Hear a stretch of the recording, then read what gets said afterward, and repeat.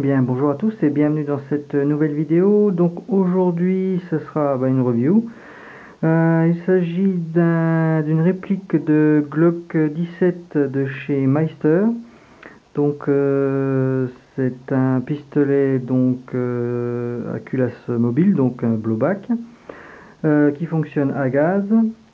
On va déjà commencer par la boîte. Alors la boîte, une simple boîte blanche en carton avec le nom du fabricant, un autocollant avec le modèle, donc Airsoft Gun c'est précisé ici, gaz blowback.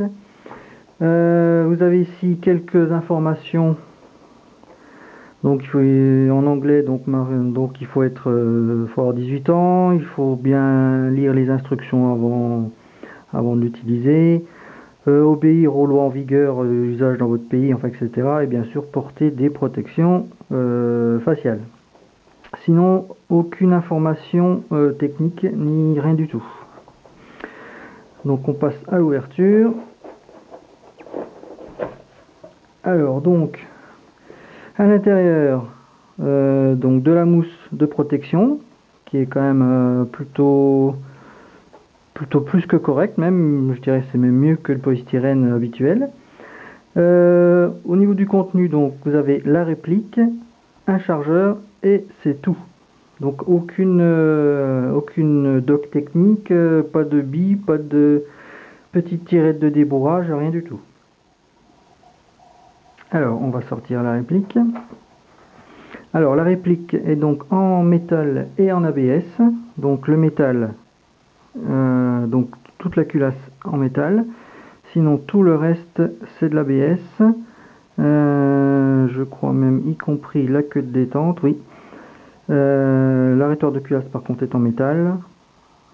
Et en métal c'est tout au niveau de la réplique. Par contre au niveau du chargeur, donc le chargeur métal, seules les lèvres, la plaquette élévatrice et le talon de chargeur sont en plastique, sinon le reste c'est bien du métal. Et ben on va en profiter pour parler du chargeur. Donc capacité 24 billes je crois, je repréciserai même sans que c'est ça. Donc à gaz. Alors pour le charger, vous voyez ici vous dites zut, c'est con, on n'a pas accès. Ici, il suffit de remonter un petit peu le bas de la planchette élévatrice et vous faites coulisser le talon de chargeur. Donc la valve de chargement est ici. Ici vous avez une vis très certainement pour pouvoir démonter l'intérieur. Pour remettre, c'est simple, enfin à peu près. Il faut avoir des ongles quand même, c'est un peu compliqué. Donc vous passez, voilà. Alors personnellement moi je vais faire un trou en face de la valve pour que ce soit plus facile pour charger. Sinon, donc pour le remplissage, vous baissez la planchette. Ah, voilà, ça c'est un coup à péter les lèvres ça. Et vous remplissez donc ici avec les billes en quinconce. Ici bien sûr le bouton de purge comme d'habitude pour purger à la fin si vous avez encore du gaz. Voilà. Ensuite, donc le chargeur s'enfile ici. Pour l'extraire, c'est ce bouton ici. Voilà, il n'est pas ambidex par contre. De l'autre côté, il n'y en a pas. Au niveau des marquages, alors marquage plutôt réaliste a priori. Pour info, quand je l'ai reçu, il y avait des morceaux de scotch, des adhésifs de couleur noire qui masquaient absolument tous les marquages. Donc je les ai enlevés. Donc de ce côté-là, vous avez donc le logo Glock 17 Austria, donc Autriche. Le calibre de l'arme originale. Ici le logo Glock. Pareil ici le logo Glock. Un numéro de série ici qui doit être, je pense, commun à toutes les répliques. Alors vous avez quand même des petits logotypes, je pense chinois quand même. Ici pareil.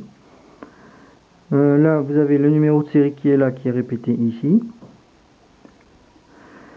Là donc c'est marqué Made in Austria, Glock Incorporation, Smyrna GA. Alors je pense que ça doit être la province quelque part en Autriche. Et ici vous avez des numéros de brevets aux USA. Voilà. Donc je disais blowback. Pour accéder au hop-up, justement, oui, j'ai oublié de préciser qu'il y avait un hop-up réglable, bien sûr. Donc pour accéder au hop-up, il faut démonter la culasse. Alors sur les Glock, vous avez deux petits boutons ici, il y en a un là et un en vis-à-vis. Il suffit de les abaisser vers le bas, de tirer la culasse, et de ne pas faire surtout ce que je viens de faire en fait. Il faut enlever le chargeur, bien sûr. Chaque fois je me fais avoir. Voilà. Donc la molette de réglage du hop-up se trouve ici. Je ferai une petite vidéo peut-être pour le démontage comme j'avais fait pour mes 1911. Voilà, comme ça fera l'occasion de vous montrer ça. Pour remettre, vous faites la manip inverse. Alors j'ai vu sur la plupart des répliques de Glock, il suffit juste de prendre la culasse et de la remettre. Mais là je sais pas, il y a quelque chose qui a l'air de coincer, donc on est obligé de rabattre vers le bas les deux petits boutons pour que, voilà, pour que ça se mette correctement en place.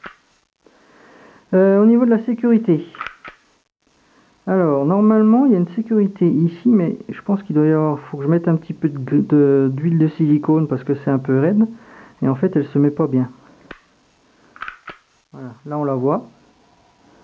Donc si j'appuie comme ça, il se passe rien, il faut vraiment appuyer dessus pour venir effacer cette sécurité et que ça marche. Donc c'est, comme vous pouvez le voir, c'est un pistolet simple action. Il faut que armer la culasse pour que ça tire. Voilà. Une fois que c'est tiré, on peut pas, c'est pas du double action. Alors, ce qu'il y a aussi sur cette réplique, c'est que bien sûr, vous avez un rail Picatinny ici, donc vous pouvez mettre un accessoire comme une lampe ou un laser. Sinon, alors il était pas très cher, hein, je l'ai eu pour hors frais de douane pour 40, un petit peu moins de 47 €. Mais honnêtement, la peinture est quand même pas terrible. Il y a plein d'éclats. Franchement, quand je l'ai sorti de sa boîte, j'ai cru qu'il était d'occasion. Comme vous voyez, il y a déjà des morceaux de peinture qui se sont barrés. Normalement, bah tiens, bon, on va en profiter pour parler des organes de visée. Normalement, ça devrait être peint en blanc à l'intérieur. Là, c'est peint en vert. Je sais pas pourquoi. Bon, ça c'est pas grave. Il suffit de mettre un petit coup de peinture blanche dedans et puis c'est bon. Donc organe de visée, j'en profite pour, je reviens dessus. Donc non réglable, hein, complètement fixe. Donc un cran de mire, un guidon, on aligne le tout. Bon, ça c'est la visée classique. Sinon au niveau des plastiques, alors il y a quand même une marque de moulage. Alors ici elle se voit pas trop, mais là au niveau du pontet c'est immonde, j'allais dire. Bon, enfin bon, dans le feu de l'action, franchement ça se voit pas quoi. Enfin je veux dire, on n'est pas des compteurs de rivets à ce point là. Ici ça va, c'est relativement discret par contre la moulure. Donc de ce côté là ça va. Alors j'ai pas pu le tester encore en conditions réelles, j'ai juste tiré une fois à vide, donc j'ai mis du gaz dedans.